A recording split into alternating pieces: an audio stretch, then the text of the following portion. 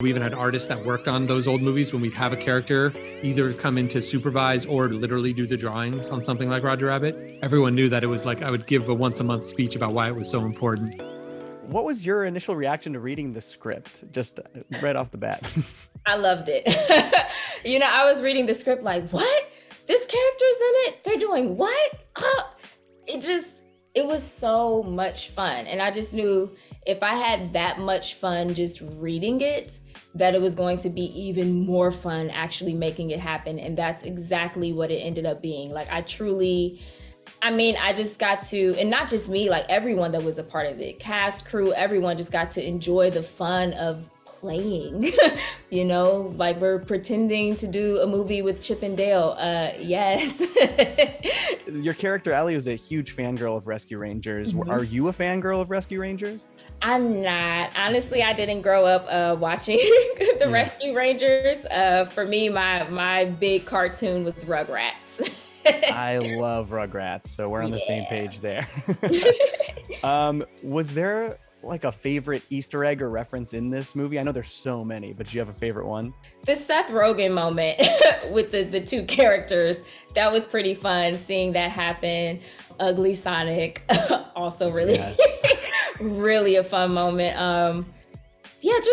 Overall, like once I saw the film, just seeing all these different versions of animation in one place, like it was on the page, but to see it in the film come together in that way was really, I don't know, like I really, really loved that. That's probably one of my favorite moments. It's the whole film, but just kind of seeing all of that come together. So I imagine shooting this was a lot different than other films you've shot. Was it more difficult to be acting against animated characters who maybe weren't there? Yes, because I essentially never had a real scene partner, which is very interesting as an actor, because so much of what we do, it's, the play between, whoever else is in the scene with you. You're reacting to everything that they're giving you. And so I had, cues, like the vocal recording cues, which for most of what I was shooting was actually Akiva. Right. Because they didn't have everyone else's voice recorded yet. So, I just had to trust Akiva, trust, his direction, which was excellent. He was so clear about everything that he needed. So I just had to trust and just have some fun. I mean, you can't take yourself too seriously, doing something like this. For sure. Yeah, Akiva is a director I love. I love so many of his films. So you enjoyed working with him? Was it a lot different than some of the other directors you worked with, or would you say similar?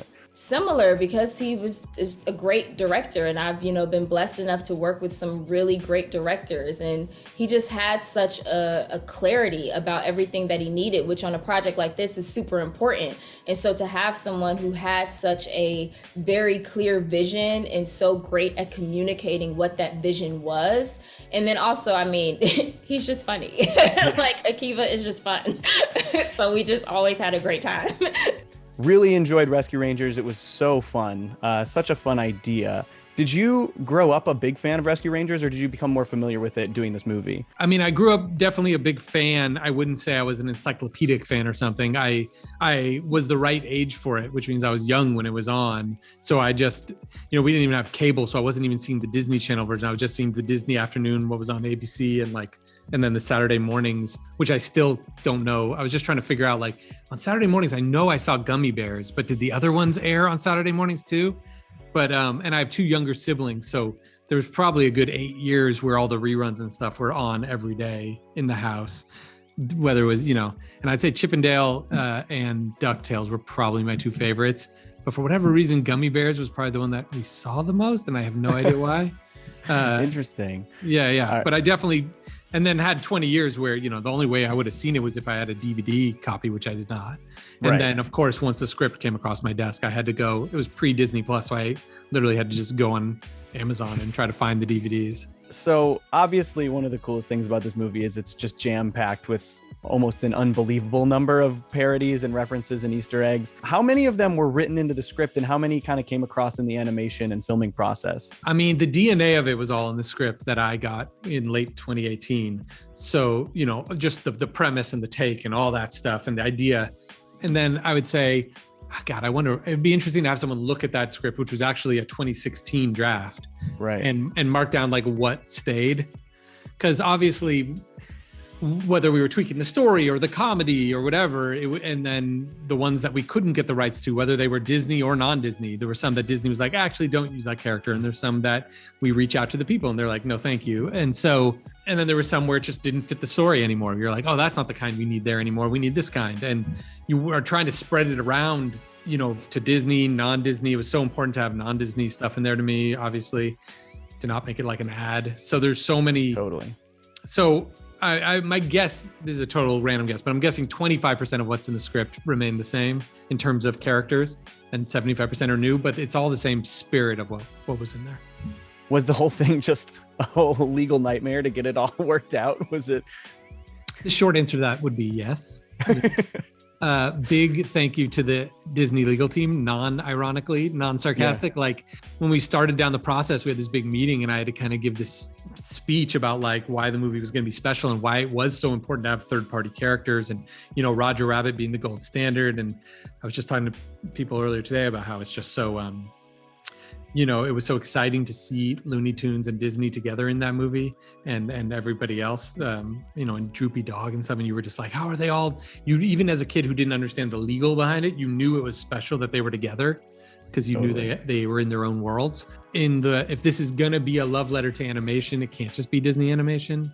And if you're gonna celebrate the 30 years since Roger Rabbit, to kind of go like, hey, we're gonna be able to include the technology changes that have allowed for mocap and Pixar style and video games and whatever it is, you want it to include you want as wide a net as possible. But it's a lot easier for us to write into a script My Little Pony than it is to actually put it in. And even, some of them just came back yes and was so easy, but still legal has a huge thing to do. Even in the event of an easy yes, the contracts and the details, it was a huge, I think it took more of their time probably than all their other movies put together. That's my guess.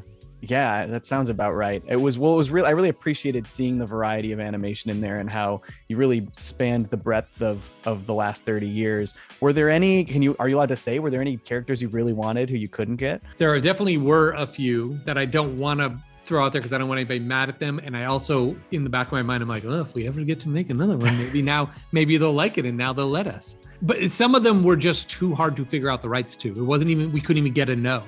Right. It was just them trying to track down something forever. And especially when you go back to like the 80s and maybe a Japanese cartoon with like toy rights owned by, a company like Hasbro, but then the cartoon rights were made by some company from Europe. And then, it can go into so many different places where all of a sudden people don't even know who to ask. Obviously, it seems like it was majorly influenced by Who Framed Roger Rabbit, which is obviously a perfect film, incredible film. Was it difficult to sort of play around in like the similar space while having the story stand on its own and, not be too similar to Roger Rabbit? I mean, I hope that is how people feel. That what you just said was certainly the goal. Like, you can't get out from under Roger Rabbit's shadow because it's, as you just put it, it's still fantastic today.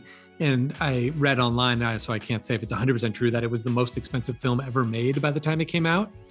Not just animated film, but just film. Right. And so there's a reason it's not reproducible in that regard as well. And I think it was like years over deadline as well, because it is just this piece of art that they just didn't take any shortcuts on. And, and I was trying to honor that as best we could within our much more modest budget. Sure. Like, I think our movie cost the same amount as Roger Rabbit, but with 30 years of inflation not taken into account. So whenever we could get legacy voice actors, within the realm of what our story made sense, like Charles Fleischer does Roger Rabbit in the movie, and that he is Roger Rabbit in Roger Rabbit. And so, and when Chip or Dale are in their high voices, it's Corey and Tress. And when it's, Gadget is Tress, et cetera, et cetera. So I tried to honor it wherever we could. We even had artists that worked on those old movies when we'd have a character either come in to supervise or literally do the drawings on something like Roger Rabbit. Yeah. So within the budget and stuff, everyone knew that it was like, I would give a once a month speech about why it was so important, and everybody tried to honor it as best they could. Thank you so much for speaking with me. I really appreciate it. Oh, of course. Thank you, man. Appreciate it. Yep, no problem.